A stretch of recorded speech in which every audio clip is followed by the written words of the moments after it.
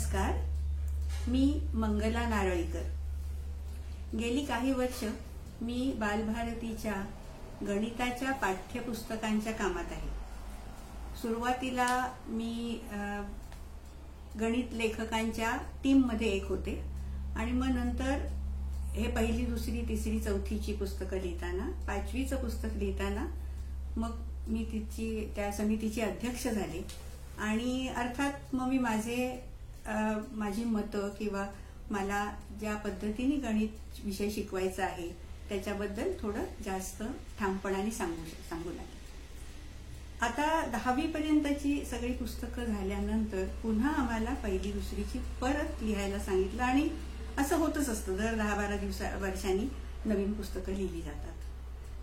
फार पूर्वीपासून माझ्या डोक्यामध्ये एक मुद्दा असा होता आणि तो झोपडपट्टीतल्या मुलांना गणित शिकवणाऱ्या शिक्षिकांनी मला सांगितला होता.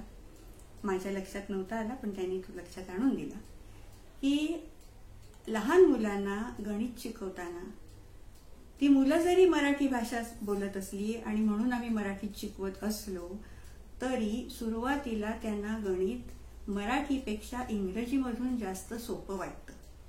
मला काही हे चटकन पटलं नाही, कारण गणिताची कल्पना भाषेवर अवलंबून नाहीये. तर इंग्लिशमधनं सोपं आणि मराठीतनं का नाही सोपं याचं मी त्यांना विचारलं. तेव्हा मग त्यांनी मला जे कारण सांगितलं ते मात्र अगदी पटण्याजोगं होतं. त्या म्हणाल्या की आपले जी संख्यानामं आहेत, विशेषतः 21 पासून 100 पर्यंतची, ती मराठी संख्यानामं लिहिताना आणि बोलताना वेगळ्या पद्धतीने सांगितली जातात. उदाहरण बघा, आता 23 मध्ये 23चा 3 आधी येतो आणि 20 नंतर येतो. पण लिहिताना आपण 2 आधी लिहितो आणि मग 3 लिहितो. आणि या सगळ्या संख्यांच्या बाबतीत होत राहतं. इंग्रजीमध्ये तसं होत नाही. इंग्रजीमध्ये बोलणं आणि लिहिणं एकाच क्रमाने येतं आणि ते लोकांना सुसंगत वाटतं. आणखी एक मुद्दा असा की मराठी संख्यानामं जी आहेत ती सरळ नाही आहेत. आता जर्मनमध्ये सुद्धा उलट्याच क्रमाने म्हणतात. आता जर्मनमध्ये 63ला ड्रायुंगझेक्सिग म्हणतात, म्हणजे 3 आणि 60. पण त्याचा वेगळा नवीन शब्द नाही बनवलेला. आपल्याकडे 60 आणि 3चा 63 हा अगदी वेगळा शब्द बनवला जातो. संस्कृत सामासिक शब्दाच्या प्रमाणे आहे. एक तर क्रम उलटा आणि दुसरं म्हणजे नवीन शब्द, त्यातही पुन्हा जोडाक्षर. ह्या सगळ्यामुळे त्याच्या ऐवजी तुम्ही इंग्रजी संख्यानामं बघा, 23, 67, 85, लिहिणं बोलणं एकाच क्रमाने आणि पुन्हा नवीन शब्द नाहीतच. जुन्या शब्दांनीच नवीन संख्यानामं बनलेली आहेत. आणि हा जो बोलल्या लिहिण्याचा क्रम आहे तो विशेषतः मोठ्या अंकांच्या संख्या बघितल्या तर जास्ती लक्षात येतो. आज आपण कसं म्हणतो 4523, आधी 1000, मग शतक आणि मग 23 म्हणताना मात्र उलट, एकक आधी आणि दशक नंतर. म्हणजे त्याही दृष्टीने ते लॉजिकल नाहीये. आणि मुख्य म्हणजे मला मुद्दा पटला तो हा की लहान मुलांना संख्यानामं ही एक त्रास देणारी, बोचणाऱ्या खड्यासारखी गोष्ट आहे. आधीच गणित हा अवघड विषय आहे म्हणून सगळ्यांनी बदनाम केला आणि त्याच्यामध्ये जर आपण तो त्यातल्या त्यात सोपा केला, मुलांना सुलभ केला, त्यांना बोचणारे काटे किंवा खडे काढून टाकले तर बरं नाही का होणार. आणि ह्याला पाठिंबा द्यायला मला आणखीन एक कारण दिसलं. ते असं की 4ही दाक्षिणात्य भाषा ज्या आपल्या आहेत, तामिळ, तेलुगू, कानडी आणि मल्याळम, 4ही भाषांच्या मध्ये संख्यानामं ही इंग्रजी पद्धतीप्रमाणेच असतात. हे मी त्या भाषांच्या मधनं गणित शिकणाऱ्या लोकांना विचारलं आणि त्यांनी सांगितलं. एका कानडीग्रस्ताने तर सांगितलं, मराठीचं तुमचं इतकं इलॉजिकल का आहे. मग लक्षात आलं की मराठी, गुजराती, हिंदी आणि बंगाली या 4ही भाषांच्या मध्ये संख्यानामं ही 2 अंकी संख्यानामं 21 ते 100, 21 ते 99 ही सगळी संख्यानामं उलटी आणि सामासिक जड शब्द असणारी आहेत. तर आपण हा मुलांचा, मला असं वाटलं की हा मराठी भाषेचा दोषच आहे. इंग्लिशमधनं गणित सोपं वाटतं आणि मराठीतनं अवघड वाटतं हे मला मुळातच राग आणणार न आवडणारं वाटलं. आणि नंतर असं लक्षात आलं याचा अभ्यास केल्यावर की काही मराठी लोकांनी यासाठी पूर्वीपासून चळवळ केलेली आहे. पुण्यामध्ये प्राध्यापक राईलकर, अजूनही ते आहेत, वृद्ध प्रोफेसर आहेत गणिताचे, 90च्या आसपास आहेत. त्यांनी 50 वर्षापूर्वी सुद्धा यावरती लेख लिहिले होते आणि चळवळ केली होती की आपण मराठी संख्यानामं सुलट्या पद्धतीने जशी कानडीत किंवा तामिळमध्ये आहेत तशी आपण देऊया. पण प्रचंड विरोध झाला आणि लोकांनी आपल्याला आपल्या सवयीची नावं संख्यानामं आहेत ती बदलायला सपशेल नकार दिला. लॉजिकली विचार केला आणि मुख्य म्हणजे माझ्या मते लहान मुलांचा विचार केला तर आपल्याला ही बदलून दाक्षिणात्य किंवा इंग्रजी भाषेप्रमाणे केली तर खूप बरं होईल असं मला वाटत होतं. मग आमची जी टीम होती पुस्तक लिहिण्याची, बालभारतीची पुस्तक लिहिण्याची खरंच पद्धत त्यांनी खूप चांगली ठेवली आहे. पुस्तक लिहिणारी एक 10-15 शिक्षकांची टीम असते. वेगवेगळ्या गावातली वेगवेगळ्या जिल्ह्यामधले टीचर्स असतात. लिहून झाल्यानंतर पुस्तक तपासण्यासाठी पुन्हा वेगळ्या शिक्षकांची टीम असते आणि अनेक लोकांच्या हाताखालनं देखरेखीखालनं जाऊन मग ते पुस्तक बाहेर येतं. तरी सुद्धा काही लहान सहान चुका राहतात, नाही असं नाही, पण त्या मुद्रित दोषासारख्या असतात, मुद्रण दोषासारख्या असतात. त्या सिरियस चुका काही राहणं शक्य नसतं. तर मी आधी माझ्या टीमवरच्या लोकांना हे पटवून दिलं की आपण मराठी संख्यानामं मुलांना सोपी केली तर काय हरकत आहे. आता त्याची थोडीशी हिस्ट्री सांगते पुन्हा संख्यानामांची. आम्ही लहान असताना आम्ही कशी संख्यानामं शिकलो? 4वर 3 43, 8वर 7 87, म्हणजे जसं लिहायचं ते आम्ही सांगतो. आता सुधारणा अशी झाली आहे की 40 आणि 3 43, 80 आणि 7 87 असं शिकवलं जातं. हे नक्की जास्ती चांगलं आहे कारण त्याच्यामुळे संख्या ज्ञान चांगलं होतं. आता ही सुधारणा झाली आहे. तर एवी तेवी पुस्तकात आम्ही 87चा अर्थ 80 आणि 7 हा देतोच. मग संख्या नामासाठी सुद्धा 87 बरोबर 80 7 ही एक ऑप्शन, ही दुसरी मुभा दिली तर काय हरकत आहे. हा विचार मी माझ्या इतर सगळ्या शिक्षकांच्या समोर मांडला. त्यांना तो कसा पचतोय बघितलं. 1-2 किंवा खरं म्हणजे एकाच शिक्षिकेनी सांगितलं की ज्या खरोखर 1ली 2री 3रीला शिकवणारे शिक्षक आहेत त्यांच्यापैकी 1-2 थोडा विरोध केला कारण त्यांना एका प्रकाराने शिकवायची सवय झाली आहे. मुलांना त्यांच्या पालकांना जुन्या संख्यानामांची सवय आहे तर नवीन शिकवायला त्रास होईल असं त्यांचं म्हणणं दिसलं. पण मी जेव्हा दाखवलं की आपण अर्थ सांगतोच आहोत, 40 आणि 7 47 सांगतोय, तर या 47 शब्दासाठी 40 7 किंवा 47 या दोन्हीपैकी कुठलंही नाव वापरलं तर चालेल असं आपण सांगायला काय हरकत. आणि गंमत बघा की ही मी आता खरी गोष्ट सांगतेय. माझी जी मोलकरीण आहे ती शाळेत गेलेली नाही, ती शिकलेली नाही. ती कधी कधी तिचं स्वतःचं वजन माझ्या वजनाच्या काट्यावर करते आणि मी तिला ते वाचून दाखवते. तर तिला जर मी सांगितलं 47 वजन आहे तुझं, 47 किलो. 47 म्हणजे काय बाई? आता अगं तुला अंक संख्या माहित नाहीत का? 47 किलो वजन आहे. नाही, गेल्या महिन्यात माझं 40 आणि 6 होतं, त्याच्या भाषेत सांगा. म्हटलं बरं बाई, तुझं वजन 40 आणि 7 किलो आहे. त्यावरून लक्षात आलं की ही जी भाषा आहे 40-7ची ती 47 पेक्षा जास्ती सोपी आहे आणि अशिक्षित लोकांना सुद्धा समजणारी आहे. हा एक आणखीन एक मुद्दा माझ्या लक्षात आला. आणि माझ्या टीम मधल्या टीचर्सपैकी एक शिक्षिका म्हणाली सुद्धा, हो बाई, माझ्या आईला 63 म्हणजे काय चटकन समजत नाही, तिला मी 60 आणि 3 सांगितलं की समजतं. माझी आजी, मला आठवतंय, अधिक महिना आला की म्हणायची आता जावयाला वाण द्यायला पाहिजे, 33 वस्तू दिल्या पाहिजेत, 33 करंज्या किंवा 33 लाडू करायला हवेत. म्हणजे ही जी संख्यानामं या प्रकारची आहेत ती निश्चित जास्त सोपी आहेत, अशिक्षित लोकांच्या पासून सगळ्यांना समजतात. अहो 49 आणि 79 या संख्या तर मोठी मोठी माणसं सुद्धा लिहिताना चुकतात. 49 मध्ये 5 आधी लिहायचे का नंतर याच्या गोंधळात ते पहिले पडतात. तेव्हा एकक स्थानी 9 असणाऱ्या संख्या तर गोंधळ करतातच. आणि मुख्य म्हणजे बोलण्याचा आणि लिहिण्याचा क्रम उलटा असल्यामुळे खूप लहान मुलांचा गोंधळ होतो.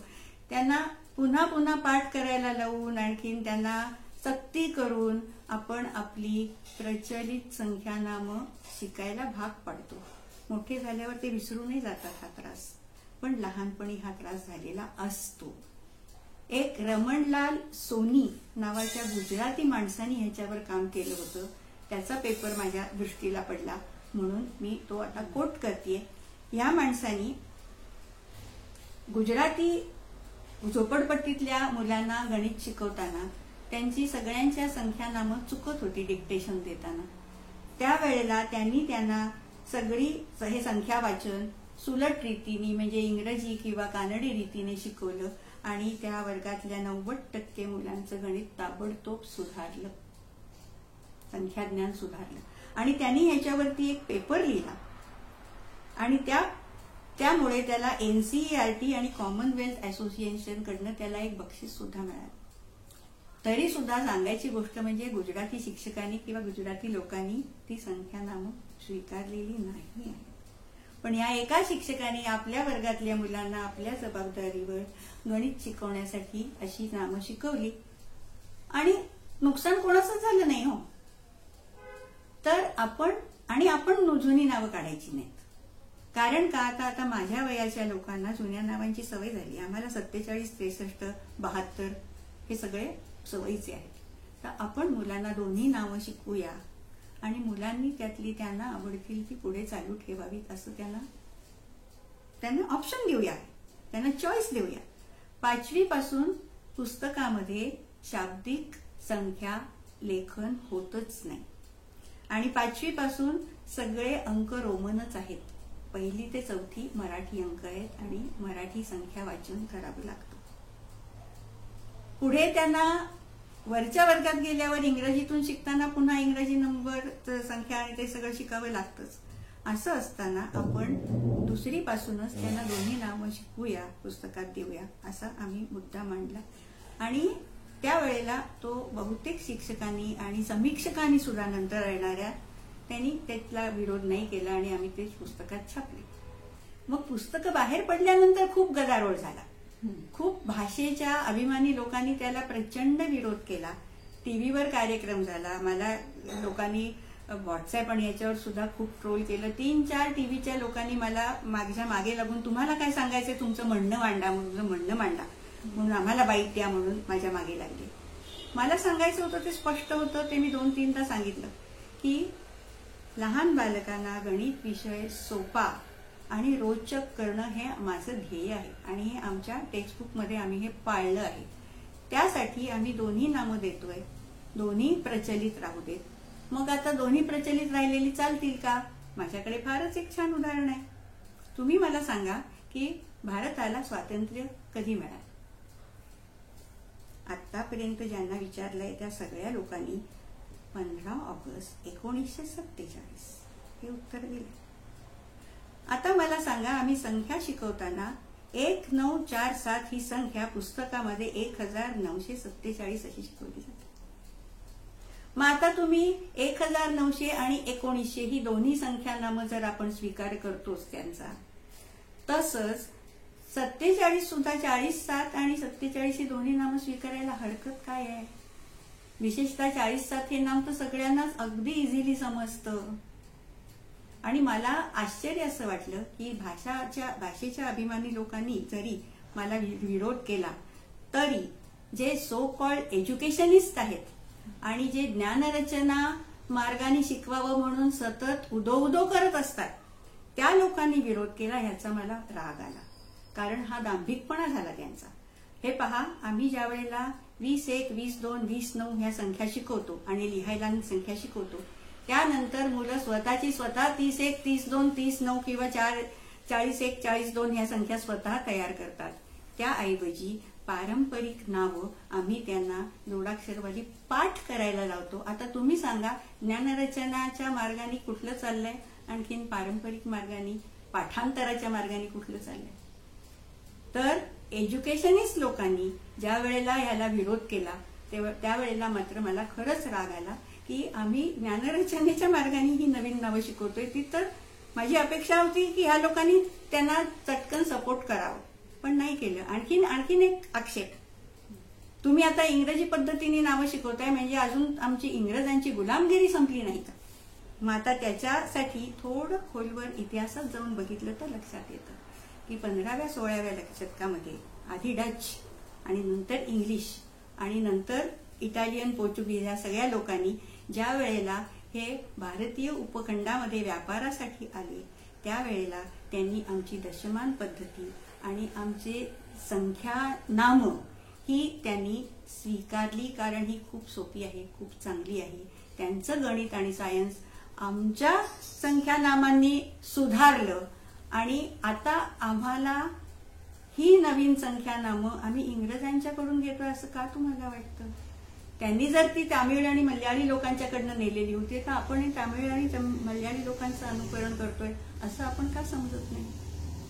हा एक मुद्दा मला त्यावेळेला जाणवला की आमच्या या ज्या दाक्षिणात्य भाषा भगिनी आहेत आम्ही त्यांच्याकडे फारसं लक्ष दिलेलं नाही. त्यांचे जे चांगले गुण आहेत ते आम्ही का घेत नाही?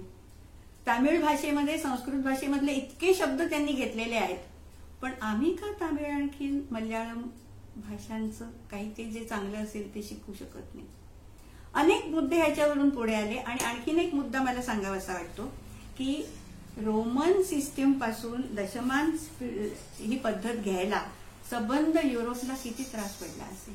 आम्हाला एक छोटासा मुद्दा पटवायला लोकांना इतका त्रास होतो आहे संख्या नामांचा, जो चारी दाक्षिणात्य भाषांच्या मध्ये असेल. आता 27ला मी विचारून घेतलं, या चारी भाषांच्या मध्ये 27 म्हणजे 27 असंच म्हणतात, कोणीही 27 म्हणत नाही. कानडी लोकांना विचारलं, मल्याळी तामिळ लोकांना विचारलं, पण पाश्चात्यांनी काय केलं आता बघा. त्यांची रोमन सिस्टीम आपल्याला माहिती आहे, त्याच्यामध्ये इतके विलक्षण न पटणारे प्रकार आहेत, पण तरी अनेक शतक सबंध युरोपमध्ये रोमन सिस्टीम होती. आता 20 साठी 5 साठी व्ही, 10 साठी एक्स, लहान आकडे हवे असेल तर ते डाव्या बाजूला लिहा, वजा करायचे, कारण 4 लिहायचा असला तर 5च्या डावीकडे लिहा की तो 4 झाला, 5च्या उजवीकडे लिहिला की 6 झाला. आता 8 कसा लिहायचा सांगा मला? 8 2 प्रकाराने लिहितो, 5 अधिक 3, 5च्या उजवीकडे 3 किंवा 10 वजा 2, म्हणजे एक प्रकारची संदिग्धता आली की नाही. आणि ही संदिग्धता जास्ती मोठ्या संख्यांच्या बाबतीत आणखी जास्ती आपल्याला त्रास देते. असं असताना ज्या वेळेला पाश्चात्य लोकांना, युरोपियन लोकांना आमची संख्या पद्धती आवडली, दशमान पद्धती आणि संख्या नामं दोन्ही त्यांनी इकडनं तिकडे नेली, पण आम्हाला याला इंग्रजी गुलामगिरीचा दोष का तुम्ही देताय? आम्ही आमच्या दाक्षिणात्य भाषांच्या मधून का नाही घेऊ शकत? आणि हे ज्या वेळेला मी चौकशी करायचा प्रयत्न केला की युरोपमधल्या देशांना ही इतकी अगदी वेगळी संख्या पद्धती स्वीकारायला किती त्रास झाला आणि किती लोकांनी विरोध केला, मला त्याच्यामध्ये इतिहासामध्ये फारसे दाखले मिळाले नाहीत. विरोध नक्की झाला, परंतु व्यापारी लोकांनी आधी त्यांच्या हिशोब ठेवण्यासाठी म्हणून ही संख्या सोयीची आहे संख्या पद्धती म्हणून घेतली आणि मग हळूहळू सगळ्या समाजाने घेतली. विरोधाचं एकच उदाहरण मला माहितीये तेवढं सांगते आणि मी पुरं करते, आणि ते अत्यंत हास्यास्पद उदाहरण आहे. इटलीमध्ये जो एक विरोध झाला तो काय कारणाने झाला तो सांगते. रोमन पद्धती म्हणजे ती इटलीमध्येच आधी आलेली असणार, त्यामुळे त्यांना अर्थातच ती प्रिय किंवा माहितीची होतीच. नवीन पद्धती, त्यांचा आक्षेप असा होता की नवीन दशमान पद्धती अत्यंत सोपी आहे, आणि सोपी आहे हाच तिचा दोष आहे. सोपी आहे हाच तिचा दोष आहे. एवढंच नाही तर आमची रोमन पद्धती खूप क्लिष्ट आहे आणि त्याच्यामध्ये अफरातफर करणं अवघड आहे. रोमन पद्धतीमध्ये त्यांची जी लेटर्स आहेत संख्या देणारी ती बदलणं आणि त्याच संख्येमध्ये वेगळी संख्या छुपकेसे लिहिणं हे कठीण आहे. तुमची पद्धती इतकी सोपी आहे की कोणीही चटकन त्याच्यात 1चा 9 लिहून संख्या बदलू शकतो. म्हणून आम्हालाही नको. असा विरोध काही जुन्या इटालियन लोकांनी केला होता. आता हे ऐकून आपल्याला हास्यास्पद वाटतं. मला खूप आवडेल की इतर देशांच्या मध्ये सुद्धा लोकांनी कुठल्या प्रकारचा विरोध केला, कारण मला आपल्या महाराष्ट्रातल्या प्रागतिक महाराष्ट्रातल्या लोकांचा विरोध चांगला बघायला मिळाला.